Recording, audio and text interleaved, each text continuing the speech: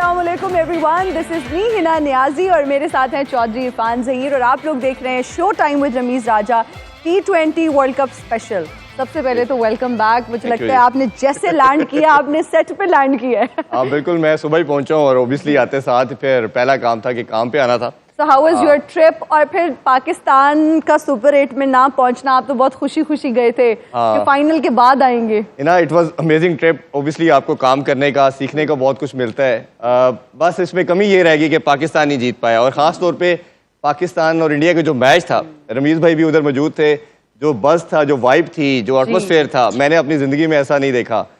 But अगर कहीं वो मैच हम जीत जाते तो शायद ये लाइफ की बेस्ट मोमेंट बन जानी थी, बट अनफॉर्चुनेटली ऐसा नहीं हो सका। हम बहुत खुश हैं कि आप हमारे लिए ढेर सारी चॉकलेट्स लेकर आए। So thank you. और हमारे साथ इस वक्त हमारे प्रेस्टिजियस गेस्ट भी मौजूद है। रमीज सर हमें ज्वाइन कर रहे हैं all the way from USA। अस्सलाम वालेकुम सर, कैसे हैं आप? मैं ठीक हूँ, आप कैसी हैं? बिल्कुल ठीक सर। और आपसे हम बात करेंगे, अजहर अली साहब हमारे साथ स्टूडियोज में मौजूद हैं, इजहार बाजवा साहब भी हमारे साथ मौजूद हैं। कैसे हैं आप दोनों? अल्हम्दुलिल्लाह। अभी भी खुश हैं क्या? अब बनता नहीं है वैसे खुश होना। जब टीम निकल गई हमारी तो अब उस तरह खुशी तो नहीं मुझे है। जैसे पता चला ना हमारी टीम बाहर हो गई, मैंने साथ ही टिकट कटवाई, मैंने कहा वापस चले। हमें पता चला था कि आप फाइनल के बाद आएंगे और आप जो इधर, उससे पहले डिस्कशन भी हमारी होती थी ऑफ कैमरा, तो थोड़ा सा रियलिस्टिक भी होते थे, लेकिन कभी कभी कहते थे कोई पता नहीं है, पाकिस्तान की टीम बहुत अनप्रिडिक्टेबल है, तो फाइनल में भी जा सकती है। तो ये तो लास्ट टाइम का फाइनल हम खेले हुए हैं और बड़ा एक चांस था कि लगती टीम फिर भी हमारी, देखा जाए ऑन पेपर देखे तो ओबियसली एक अच्छी साइड थी, बट दोनों मैचेस हम अपने हाथ से गंवाए मैचेस, तो बड़ा एक बिल्कुल। और अब कल की अगर हम मैच की बात करें रमीज सर, जो कि मुझे नहीं लगता कि अब कोई मैटर करता है उसका होना या ना होना, और कहा यह जा रहा है कि बारिश की प्रिडिक्शन है, आज का मैच भी नहीं हुआ, फिर कल के अगर मैच की बात करें वो भी नहीं हो पाया। आप क्या समझते हैं कि ICC ने इतनी केयरलेसनेस क्यों दिखाई है? इतना बड़ा इवेंट और इस तरह की गलतियां, वेन्यू चेंज क्यों नहीं किया गया?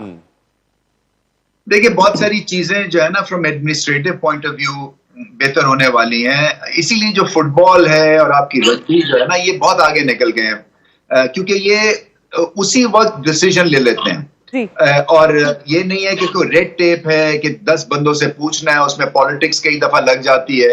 आपको नजर आ रहा है कि ये गेम जो है ये फैंस और स्पॉन्सर्स चलाते हैं बेसिकली। और चले पाकिस्तान के चांसेस कम थे, मगर फिर भी चांस तो था ना कि एक light at the end of the tunnel वाली बात थी, कुछ भी हो सकता था। मगर जब आपको पता है कि यहाँ पे फ्लडिंग हो गई है, 4 दिन पहले मैच से पहले जो यहाँ पे फ्लोरिडा में होना था, यहाँ पे घुटना घुटने पानी थे, और आपको पता है कि वो ये जो ग्राउंड्स हैं ये आपकी क्रिकेट फ्रेंडली ग्राउंड्स नहीं है, ये कोलैप्सिबल स्टैंड्स हैं। वो जो न्यूयॉर्क की अभी इरफान बात कर रहे हैं, वो स्टैंड्स उतर के और चले भी गए वहां से अगले दिन।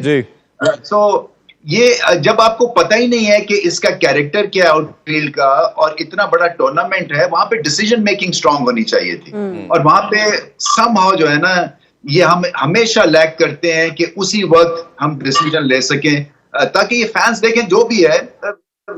ये राउंड देखना चाह रहे थे वो।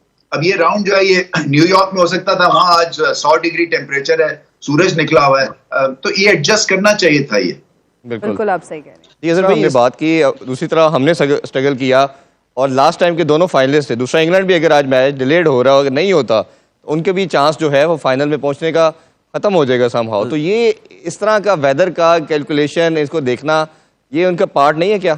देखिए, इंग्लैंड के साथ तो बहुत बड़ी बैड लक होगी। वो तो सिर्फ एक ऑस्ट्रेलिया वाला मैच हारे जो कि इधर वे जा सकता है, दोनों स्ट्रॉन्ग टीमें सी हार गई। लेकिन उनके जो 2 वीकर मैच थे, अगर वो एक तो कनाडा से स्कॉटलैंड से हो गया, अब ये वाला अगर हो जाता है, अभी स्टिल चांसेस हैं कि हो सकता है मैच हो जाए, लेकिन अबेंडेंट हो जाता है तो I think England will be very unlucky to not to have the chance, कि उन्होंने रन रेट भी अपना सही कर लिया है। अब उनका एक ऐसा मैच है जो they are expected to win, but वो नहीं हो पाएगा। और ये तो चलें एक बारिश हुई है ना, ज़्यादा फोरकास्ट ज़्यादा दिनों की नहीं है, लेकिन जो फ्लोरिडा में थी वो तो पहले से फोरकास्ट पूरे वीक की थी, और इसमें एक मैच नहीं हो रहा, सारे मैचेस ही ऑलमोस्ट आज भी हो गया, और मोस्ट प्रोबेबली कल की भी फोरकास्ट है पाकिस्तान का, कल मैच भी नहीं होता। तो ना सिर्फ कल का मैच पाकिस्तान के लिए इम्पोर्टेंट था जो होने जा रहा है, और जो कल गुजर गई है उसमें भी इम्पोर्टेंट था। तो इतने सारे अगर मैच जिससे टूर्नामेंट इतना ज़्यादा इफेक्ट हो रहा हो, तो आई थिंक कि वो वाले एटलीस्ट आप मैच चेंज कर सकते थे। जी। लेकिन नहीं किए। और बड़ी सारी इस वर्ल्ड कप में जो है वो चीज़ें होनी चाहिए थी जो नहीं की गई। आई थिंक कि इतने बड़े इवेंट के अंदर आप इतना ज़्यादा नहीं दे सकते, क्योंकि आईसीसी बड़े अरसे से कि नया तो है नहीं है, इतना पुरानी मैच्योर्ड है। इनको ये करना चाहिए था, इनको बेहतर करना चाहिए था, इन चीज़ों को, पिचेस को बेहतर करना चाहिए था। लेकिन अनफॉर्चुनेटली अभी तक का जो वर्ल्ड T20 गुजरा है उसमें काफ़ी सारी ऐसी चीज़ें हुई हैं जो कि अभी don't expect in a world बड़े इवेंट में कि वो होनी चाहिए। अच्छा इजहार बाजवा साहब, जब हम अपनी टीम की परफॉर्मेंस की बात करते हैं तो अब ये सुनने में खबरें आ रही हैं कि बड़े लेवल पर तब्दीलियां होने जा रही हैं। आप क्या चेंजेस एक्सपेक्ट कर रहे हैं अब टीम में? ऑनेस्टली मेरा नहीं ख्याल कोई बहुत ज़्यादा चेंजेस होंगी। हमेशा से हमने एक ट्रेंड देखा है कि जब भी कोई इस तरह का टूर्नामेंट होता है उसमें हम अंडर परफॉर्म करते हैं। एक तो कैप्टन को चेंज कर दिया जाता है, उसके अलावा 2-3 जो होते हैं इंपॉर्टेंट प्लेयर्स उनको आप एज अ सेक्रीफिशियल गोट बना के उनको आप ड्रॉप कर देते हैं या उनको पीनलाइज कर देते हैं किसी तरह। अदरवाइज़ ज़्यादातर कोर तो वही रहता है। जो बात रमीज़ भाई और अज़हर भाई कहते हैं उसमें थोड़ा ये ऐड करना चाहूँगा कि शायद जो एक्साइटमेंट थी या एंथुजियाज़म था कि क्रिकेट को हमने अमेरिका की सरजमीन पे लेके आना है वर्ल्ड कप को, उस सिलसिले में जो शायद उस हवाले से प्रेपरेशंस थी वो इतनी अच्छी नहीं की जा सकी। उनका भी पहला एक्सपीरियंस था वर्ल्ड कप होस्ट करने का, तो पिचेस के हवाले से बड़ी क्वेश्चन मार्क रेज किए गए। आउटफील्ड का मसला था, आउटफील्ड का इशू था, ग्राउंड्स का इशू था। उस तरह के जिस तरह के international cricket playing test playing nations के क्रिकेट ग्राउंड होते हैं उस तरह के ग्राउंड भी नहीं थे, पिचेस भी उस तरह की नहीं थी। साथ ही साथ ये एक बड़ा ही इंपॉर्टेंट पॉलिसी डिसीजन है, और जब भी आप किसी भी इस तरह के बड़े टूर्नामेंट के फिक्सचर्स लिस्ट डिसाइड करते हैं तो नॉर्मली जो ग्राउंड होता है, वेन्यू होती है या टाइमिंग्स होते हैं वो लॉक इन हो जाते हैं।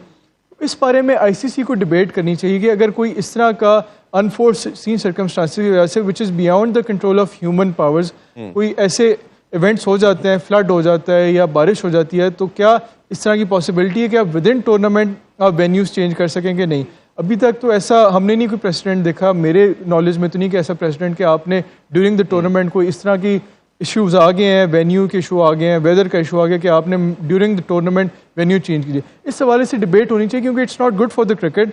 चलिए पाकिस्तान को तो आप कह सकते हैं कि हमें यूएसए और इंडिया के खिलाफ इनमें से कम कोई एक मैच से जीतना चाहिए था, लेकिन आप इंग्लैंड फैंस के, क्रिकेट फैंस के पॉइंट ऑफ व्यू से देखें तो अगर वो इस तरह नहीं क्वालिफाई कर जाते तो उनके लिए बहुत ही एक हार्ड लक होगी, क्योंकि ऑस्ट्रेलिया एक टफ टीम है। जो बाकी जो थे उनके जो मैचेस वो अगर वॉश आउट हो जाते हैं और स्कॉटलैंड को एज मिल जाते हैं तो that's not good for their fans. बिल्कुल रमीज़ भाई, आपसे ये जानना चाहेंगे, जब भी टीम हारती है तो बात की जाती है जी अब रीबिल्डिंग फेज है, सब कुछ किया जाएगा। अच्छा, चेयरमैन साहब ने 2 बातें की, इंग्लैंड टूर पे थे तो उन्होंने कहा कि आपने टीम को कुछ नहीं कहना, आपने क्रिटिसाइज नहीं करना, ये वर्ल्ड कप लेके आएगी। पाकिस्तानी टीम 2 मैच हारी तो इन्होंने कहा जी बड़ी सर्जरी होगी। ऑब्वियसली मैच के बाद इन्होंने ये बात की। ये चेयरमैन ज़का अशरफ साहब ने जब पाकिस्तान वर्ल्ड कप खेल रहा था, जब इस तरह की स्टेटमेंट बाबर आजम के हवाले से आई, हमने बहुत बात की कि इवेंट के बाद ऐसी हेड की तरफ से बात करनी चाहिए। ड्यूरिंग अगर आप गेम या किसी भी टूर्नामेंट के दरमियान आप बात करेंगे वो प्लेयर के मोराल को गिराएगी, उनको नीचे करेगी। तो ये ड्यूरिंग अभी वर्ल्ड कप चल रहा है, इस तरह की स्टेटमेंट आपको लगता है? और आज की खबर ये है कि सेंट्रल कॉन्ट्रैक्ट को भी रिवाइज करने की बात कर दी गई है कि अभी कुछ लड़कों को सोच रहे हैं कि उनको रोकना चाहिए या शायद उनको रिव्यू करेंगे। तो ये सारी बातें आपको लगता है ड्यूरिंग वर्ल्ड कप जेब नहीं देती? देखिए, कई दफा फ्रस्ट्रेशन होती है, आप बात कर जाते हैं, और मेरा तो ख्याल ये है कि ना तो प्लेयर्स को, एक्स प्लेयर्स को खासतौर पे बहुत ही केयरफुली अपने जो भी आपने नैरेटिव बिल्ड किया है ना, वो सच्चाई के ऊपर बेस होना चाहिए जो भी आप बात करना चाहते हैं। सो अगर आपका दिल मांग रहा है कि जी सर्जरी होनी है, वो आप अपने पास रखें ना उस कार्ड को, और उसको ओपन ना करें अभी, इसलिए कि वैसे ही ये टीम हिली हुई है और ये बड़ी देर से टीम हिली हुई है बिकॉज कांस्टेंट चेंजेस हो रही थी एट द पीसीबी लेवल। और ये हो ही नहीं सकता है कि ये वहां पे एक तरह से इस तरह का तूफान मचा हो रिगार्डिंग एडिशन और ये टीम इफेक्ट ना हो, और फिर उसमें जो है आपको कंफ्यूजन दिखा है रिगार्डिंग सिलेक्शन, रिगार्डिंग लोगों को वापस बुलाना, और फिर एक मैच हारे, और बड़ी देर से ये हो रहा है कि बॉर्डर लाइन हमारी परफॉर्मेंसेस चल रही हैं। सो ये तो वेकअप कॉल बहुत पहले से आपको मिल रही थी, रिएक्ट अब आप ये, और फिर ये नी जर्क रिएक्शन होगा। आप मुझसे लिखवा लें कि आप इमोशनल जो है वो डिसीजंस लेंगे, अपने आप को थोड़ा सा टाइम दें। इंग्लैंड भी वर्ल्ड कप के 50 ओवर से बाहर हुई थी, उनकी बटलर की छुट्टी नहीं हुई थी। उन्होंने न्यूक्लियस वही रखा था और आगे फिर गलतियों को दूर करके और उसको फिर से एक तरह से रिविजिट किया था कि किस तरह से हम आगे बढ़ सकते हैं। तो मैं समझता हूं कि ये इस वक्त जो है ना, इतनी बड़ी स्टेटमेंट्स देने की जरूरत ही नहीं है आपको। आप देखें कि पीछे काम कौन कौन से होने वाले हैं, क्योंकि वो जब तक के प्रोसेस आप ठीक नहीं करेंगे, और वो लंबी कहानी है, वो ओवरनाइट नहीं है। तो ये जो आपने माइंडसेट बदलना है, या पिंच हिटिंग को इंप्रूव करना है, या आपने बॉलिंग लेंथ बॉल हमारे बॉलर्स कर ही नहीं सकते हैं मासवाए एक आधे के। सो आपको पता चल रहा है ना कि कितनी गलतियां हैं, और भाई बाकी टीमें देखें वो आगे को जा रही हैं। आप वर्ल्डली मोबाइल है, पाकिस्तान जो है या ठिठर के नीचे आ गई है, और ये सारे अपने ट्विन हैं लड़के, ये आपके फ्यूचर स्टार्स हैं। मोस्टली ये जो टीम है मासवाए 3-4 के, बाकी आपके फ्यूचर एसेट्स हैं। तो जब आपको पता है कि न्यूक्लियस यही रहना है, तो फिर इनकी डेवलपमेंट होनी है, और इनमें एक क्रिकेट की इंटेलिजेंस जो है ना वो लेके आनी है आपको, जिसको गेम अवेयरनेस कहते हैं। और वो आएगी जब डग आउट में पॉलिटिक्स नहीं होगी, जबरदस्ती सिलेक्शन फोर्स नहीं की जाएगी, इसी तरह से कप्तान नहीं बदले जाएंगे, और फिर आप मौके के ऊपर जो है ना इस टीम को बैक करें, और फिर टीम भी अपने आप को थोड़ा सा इंट्रोस्पेक्ट करे कि क्या हम गलत कर रहे हैं, क्या वही गलतियां दोहराई जा रहे हैं, टेम्परामेंट का इशू है, या आपके पास स्किल का इशू है, एक्सिक्यूशन का इशू है, या आपको गेम की अवेयरनेस नहीं आती है, तो आप हेल्प लें फिर। जी बिल्कुल, आप सही कह रहे हैं। अच्छा अजहर अली साहब, जिस तरह से रमीज सर ने भी कहा, कल भी हम इस पर बात कर रहे थे, तो ये कह रहे थे कि डिसिप्लिन की बहुत ज़्यादा ज़रूरत है इस टीम में। अच्छे, जब हम कोचेस की बात करते हैं, बहुत ज़्यादा ज़रूरी है। आप क्या कहेंगे, क्योंकि अब चैंपियंस ट्रॉफी पर सारी नजरें, और हम इसको होस्ट भी कर रहे हैं। देखिए बिल्कुल ये सारी बातें, डिसिप्लिन एवरीथिंग इज, लेकिन ये आएगा कैसे? ये देखें एक सिस्टम के थ्रू आएगा। ये ऐसा नहीं होगा कि आपको कुछ प्लेयर्स डिसिप्लिन मिल जाएंगे। आई थिंक ओवरऑल बहुत सारी चीजें हैं, even the handling of media, जब आप प्रेस कॉन्फ्रेंसेज में जाते हैं, on end of the field अपने आप को कैसे रखते हैं, ये सारी चीज़ें इसमें शामिल हैं। और लेकिन ये इसकी एक ट्रेनिंग होती है, आप नीचे से ग्रूम होके ऊपर आते हैं। हम सवाए आई डोंट फील कि वी डू, पहले आई थिंक रमीज़ भाई के दौर में स्टार्ट, जब पहले आई थिंक रमीज़ भाई CEO थे अर्ली 2000s में, तो हमने एकेडमीज़ का सिस्टम शुरू किया था। वो काफ़ी अरसे तक जारी रहा। उसके अंदर हम जब एकेडमीज़, मैं भी यंग था, अंडर 19 और 18-19 साल के थे, तो हमारी एकेडमीज़ लगती थी। उसके अंदर हमें डिसिप्लिन, खाने किस तरह खाना खाना है, किस तरीके से बात करनी है, इवन हमारी इंग्लिश की क्लासेस भी होती थी। हमें स्पीच करने के लिए कहा जाता था। मतलब कि एज नॉट ओनली क्रिकेट में हमारे लिए वो चीज़ फ़ायदेमंद साबित हुई, बल्कि हमारी ग्रूमिंग में बहुत ज़्यादा, मैं नहीं कहता कि बहुत आइडियल थी, लेकिन एटलीस्ट देयर वाज एफर्ट कि यार प्लेयर्स जब इंटरनेशनल लेवल तक पहुंचे तो वो कुछ ना कुछ ग्रूम हुए हों। भाई इसमें ना अंडर 19 से अगला लड़का स्टेज होती थी A टीम का टूर, शाहीन के टूर आए। जी। अब हम देख रहे हैं कि सबसे बड़ा प्रॉब्लम है कि 2-2.5 साल से ऐसा कुछ हो ही नहीं रहा। नहीं वही ना, वो हमारी सोच, हम सोचते नहीं है कि ये चीज़ें इंपॉर्टेंट है।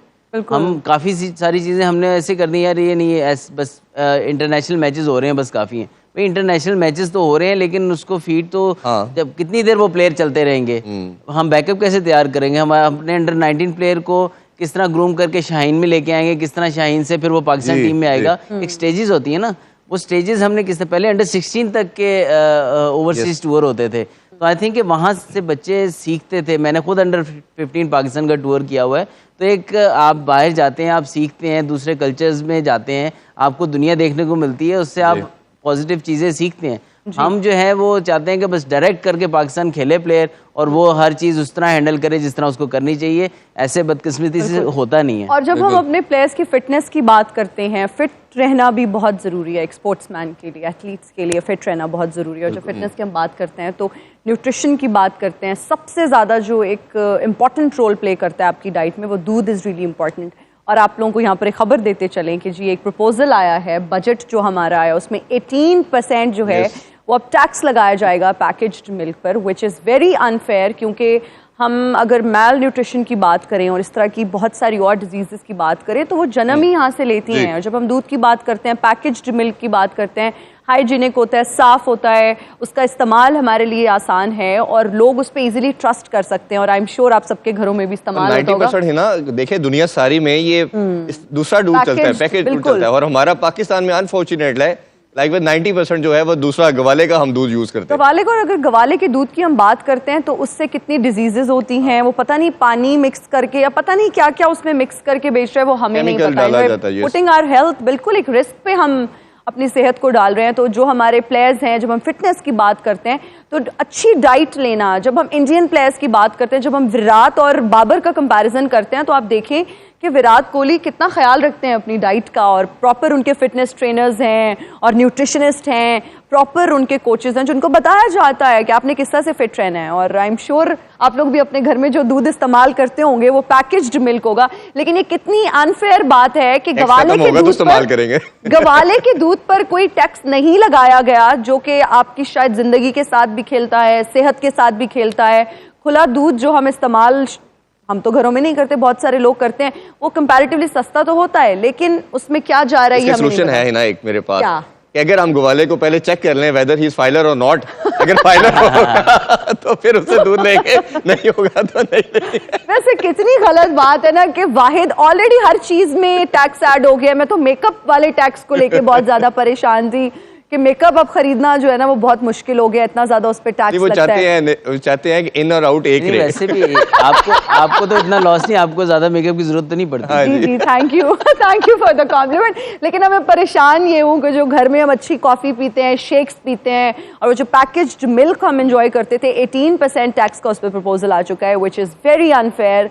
और बहुत सारे लोग जो हेल्थ सेक्टर से रिलेटेड हैं उनके लिए भी बहुत, ये मुझे लगता है बुरी खबर है। yes. और फिटनेस की तो हम बात करते हैं, लेकिन फिटनेस में जितना इंपॉर्टेंट रोल दूध प्ले करता है वो कोई और चीज़ नहीं करती। तो बर्गर की बजाय दूध पे फोकस करना चाहिए। मतलब आप ये कह रहे हैं कि आप वो चीनी के बगैर वाला शेक पिया जा सकता है, प्रोटीन शेक पिया जा सकता है, उसमें किसी भी फॉर्म में ले, वो लेना प्रोटीन जरूरी है। शेक, उसमें भी प्रोटीन है। जो आप वो बर्गर खा रहे हैं किसी फॉर्म में, और वो किस फॉर्म में आप खा रहे हैं, आप जंक कंज्यूम कर रहे हैं, इतना बड़ा बर्गर है उसमें, फिर आप अगर कैलोरीज काउंट की बात करें तो कितनी कैलोरीज उसमें है। वहीं पर अगर आप दूध इस्तेमाल करें और फिर पैकेज्ड मिल्क इस्तेमाल करें तो दैट्स वे बेटर। अदर भाई मेरा ख्याल है वही यूज हमारी जो कॉफी है ना वो हमारी पैकेज्ड मिल्क की हम पीते हैं और बहुत जबरदस्त होती है, उसका टेस्ट भी बहुत। लेकिन अब मुझे लगता है कि हमें कॉफी के लिए भी बहुत नहीं, मेरा मेहनत ख्याल है करनी गवर्नमेंट को उसको रिकंसीडर करना चाहिए और रिव्यू करे इस अपने डिसीजन को, ताकि जो अवेयरनेस लोगों तक मैक्सिमम जाए और लोग सारे इससे फायदा उठा सके। एब्सोल्युटली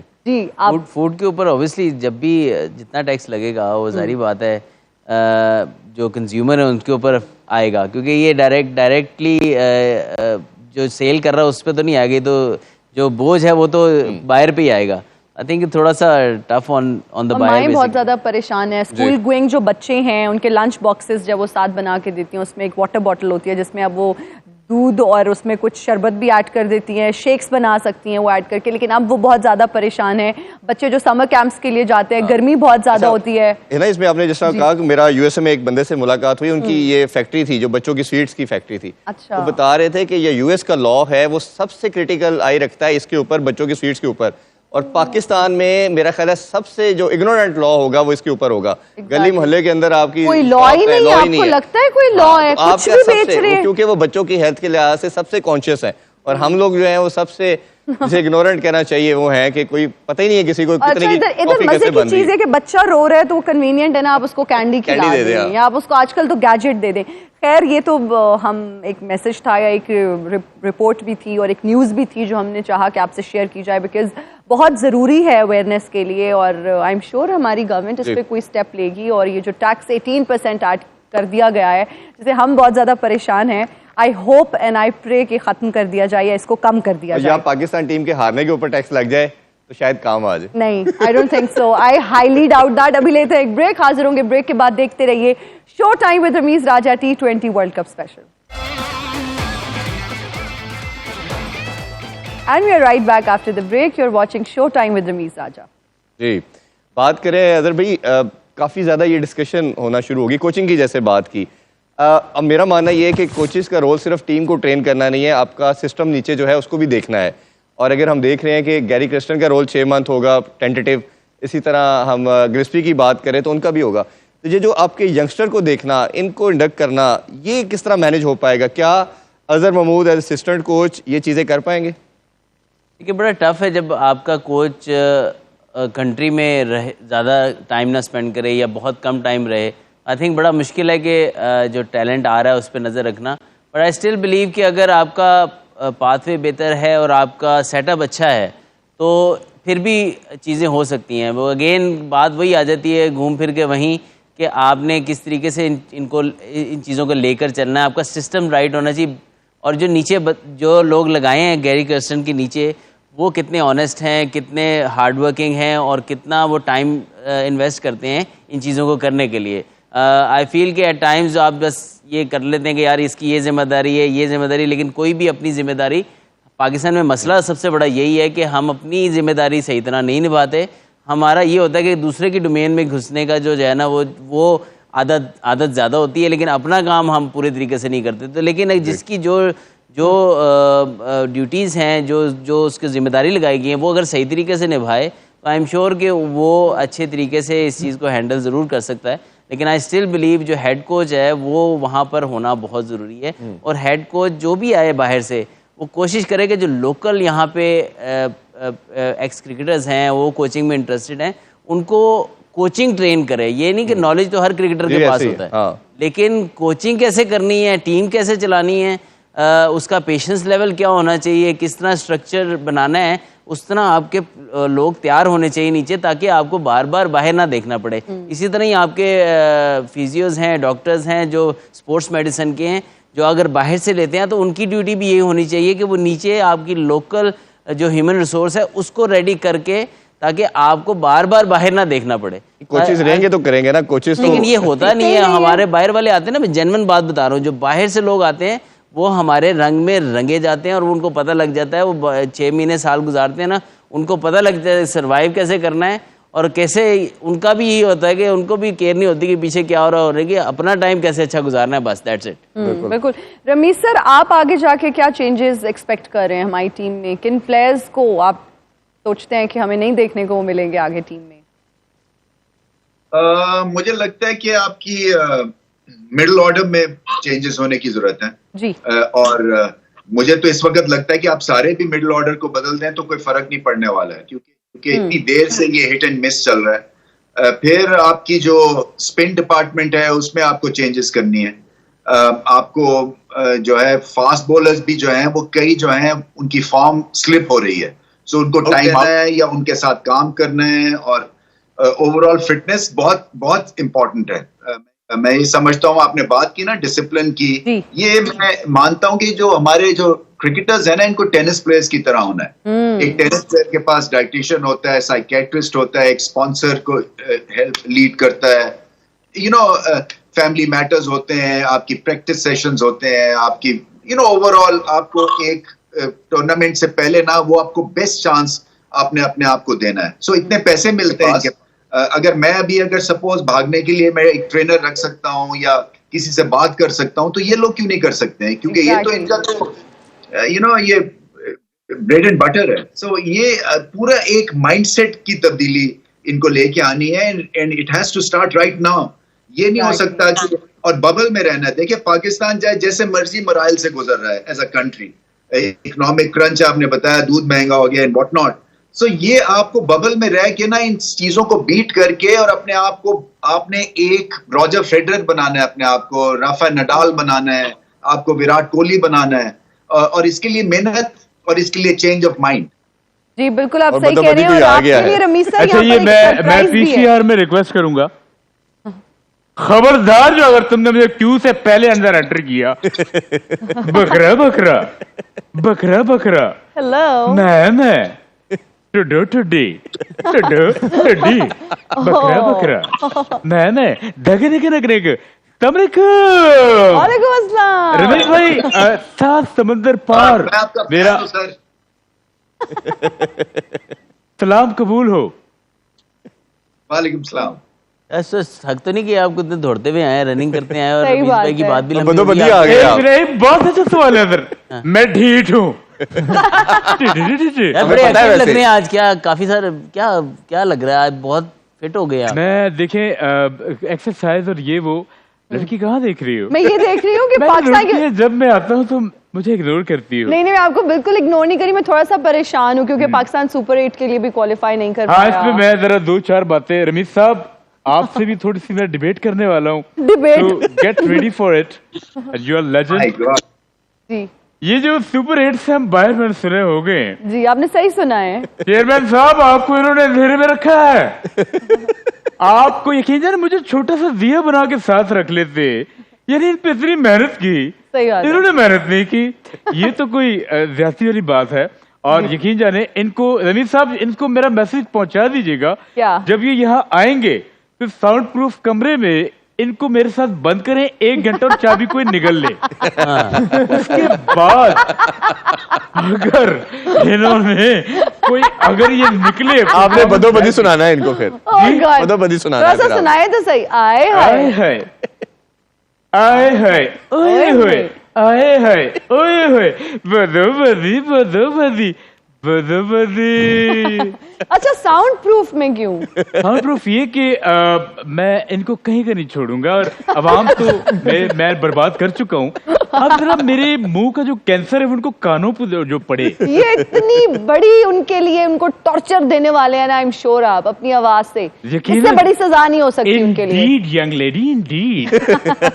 अच्छा, by the way, have you been UK? Have you been to UK? 2 times. नहीं।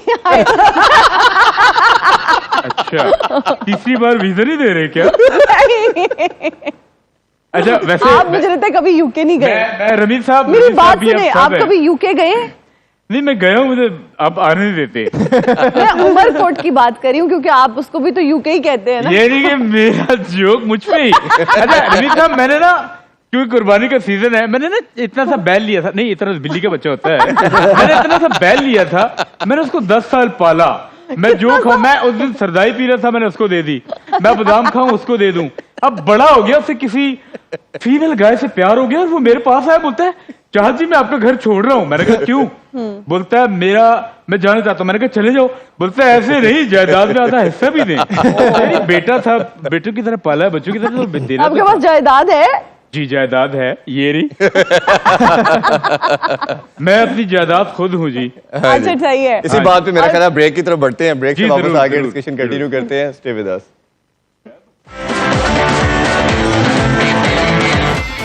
And we are right back after the break.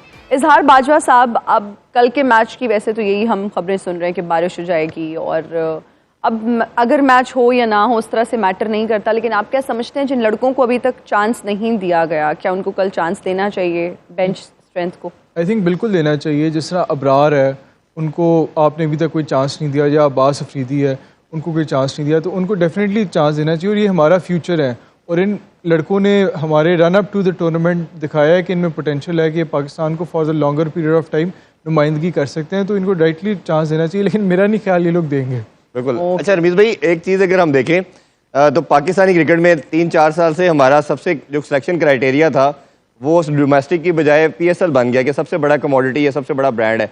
But इस दफ़ा हमने सिलेक्शन में देखा उसामा मीर आपका हाईएस्ट विकेट टेकर, आपने स्पिन में कंसिडर नहीं किया। मोहम्मद अली आपका फास्ट बॉलिंग में हाईएस्ट विकेट टेकर, आपने उसको कंसिडर नहीं किया।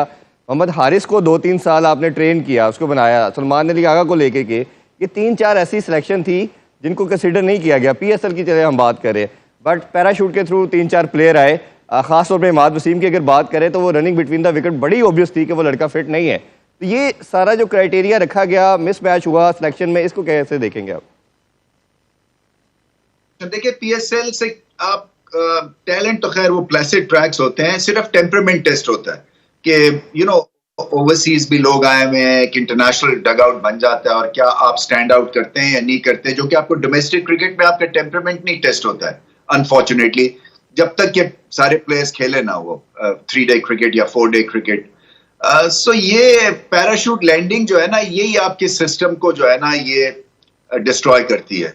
और ये कि फिर वही मैं दोबारा एक फिक्रा इस्तेमाल करूंगा, ये रिसाइकल्ड एक तरह से हमारा सिस्टम है। जैसे होता है ना कि ड्राई क्लीन करके और दोबारा से हम एक पेश कर देते हैं, जिसको पता है कि आपकी पोटेंशियल जब 26-27 साल में पोटेंशियल किसी की एवरेज पे चली जाए, और उसको फिर 34-35 साल में दोबारा से वर्ल्ड कप जैसे इवेंट में लेके आया जाए, चाहे जैसी मर्जी आपकी इंटेंशंस थी, जीतने की थी, जो भी थी, बट ये सिलेक्शन के पॉइंट ऑफ व्यू से और टीम के comfort zone point of view से और डगआउट की एक एनवायरनमेंट के पॉइंट ऑफ व्यू से ठीक सिलेक्शन नहीं थी, मैं समझता हूँ।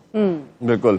और अदर भाई, इसमें अगर आप भी, हमने दिन को थोड़ी पे की थी कि अब इसका वे फॉरवर्ड क्या है, अब लड़कों को इस तरह ही लेके आना। मैं आप सबकी अपनी शाइस्ता कैटो, और आज फिर मुझे इन्होंने अपने शो में बुला लिया है। ये बैठा है इरफान, और उसके साथ बैठी है हिना मोबाइल को ऑन नियाज़ी। कर ले। अब मेरे मोबाइल को ना उन्होंने कह दिया नॉट अवेलेबल, मेरे से गलत पासवर्ड लग गया था। हाय रमीज सर, आप वहां जाके बैठ गए हैं। Hello hi. मैडम, आपको पता है हिना ने मेरे साथ ना एक टिकटॉक बनाया था, इसके 100 के फॉलोवर हो गए हैं। हाँ जी, मेरे भी बढ़ गए। आई एम सो ख्याल लकी। किया करें, आजकल मोबाइल स्नैचिंग बहुत हो रही है, सो ओपन में टिकटॉक ना बनाए आप। ये मेरे साथ ना टिकटॉक बनाने के लिए मिन्नतें करती है, लेकिन ना मेरे दिल से उतर गई है जब से मैंने इसे मेकअप रूम में पर्दे से नाक साफ करते देखा है। अच्छा व्यूअर्स, ये मेरे साथ बैठे हैं अजहर अली है ना, ये जी जी जी, ये अजहर अली बैट्समैन, और साथ इजहार बाजवा बॉलर बैठे हुए हैं। बड़े बड़े क्रिकेटर। बॉलर नहीं है, नहीं कोच है, कोच लीडर? कोच है, कोच है। कोच है। ये कोच चलाते हैं, पार्ट टाइम बच्चों को पिक एंड ड्रॉप की सर्विसेज देते हैं। और ये इरफान बैठा हुआ है। अच्छा मेरी बात सुने, आप खुद गौर से देख के बताएं कि इरफान की शक्ल है ही यूएसए जाने वाली। आपके वैसे खानदान में कोई शादी नहीं गया जिस गांव से तुम आप तो आई गए हो हैं। ना? मैं तो हो गया अल्हम्दुलिल्लाह। अच्छा रमीज सर, मैंने आपसे पूछना था कि आप वहाँ गोरे आपको नजर आते होंगे इर्द गिर्द, तो कभी ऐसा हुआ है कि आपके घर के बाहर कोई गोरा आगे कहे कि पाइन साड़ी फ्रिज खराब हुई, बर्फ मिलेगी? इस तरह होता है उधर? पे जो है ना वो फ्लोर पे है आइस रूम या आइस डोर है, तो फ्रिज आपको जरूरत नहीं है, बर्फ मिल जाती है।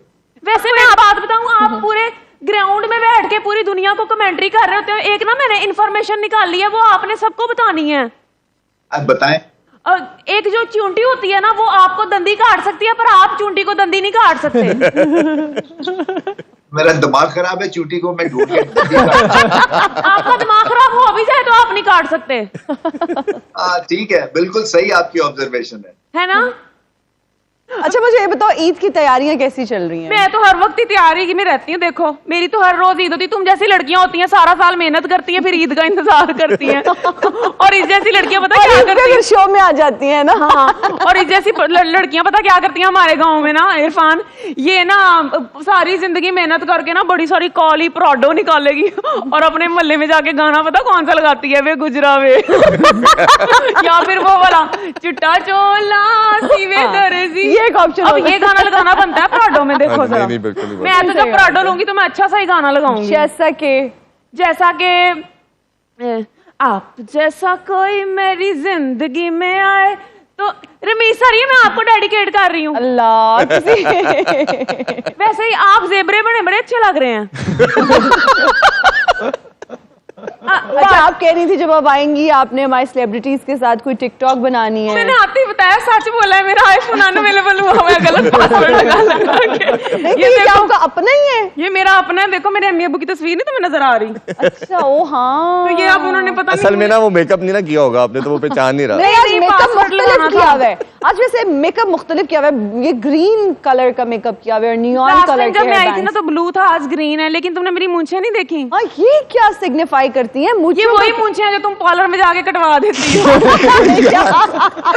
ये वो वाली मूंछें। ये क्या चीज है यार? मैंने बढ़ा ली है। आपकी नेचुरल है। फिर आपका नाम मानो कैटो नहीं, मैनो बिल्ला। देखो मेरी बात सुनो, मेरी बात सुने, इंसान में ना आपको खास तौर पे मर्द में ना ईद से मर्दान पहले आपको पार्लर जाने की बहुत ज्यादा नहीं, चार्जेस मैं पे कर मेरा ये पहचान है कैटो, मुझे फिर कैसे कहेंगे? अच्छा जैसी लगने लग नहीं जाओ। नहीं थैंक यू। आप अपनी सजेशन अपने वैसे तुम्हारी पास स्किन रखें। काफी ग्लो कर रही है, थैंक यू। अच्छी लग रही हो तुम। अच्छा थैंक यू। अगली सच बात कह हम रही हूँ। क्या सच कह रही हूँ। आज देखो तुम्हें यकीन ही नहीं आता। देखो इसलिए मैं इसकी तारीफ नहीं करती, मुझे यकीन ही नहीं आता। आप पर तारीफ ये जरा कम ही ऐसे होता है। बड़ी बात है। वैसे तुम एक टिकटॉकर को आप कह रही हो, हमें तो कोई इज्जत से बुलाता ही नहीं है। आप मेरा कहना है हमारे लिए आपसे बहुत इजाजत काबिल चाहते हैं, इज्जत है। टाइम खत्म। साथ ही सड़ गया। देखा जो लड़कियां आपस में बात करने लगी, साथ ही सड़ गया। ले लो तुम ब्रेक, हम ब्रेक के ब्रेक नहीं है, बाद शो खत्म हो रहा है। रमीज भाई आपका बहुत शुक्रिया, अदर भाई, इज़हार भाई आपका बहुत शुक्रिया। मुझे और हिना को दीजिए इजाजत, इंशाल्लाह कल आपसे दोबारा मिलते हैं। अपना ख्याल रखिए, अल्लाह हाफिज, पाकिस्तान जिंदाबाद। जिंदाबाद।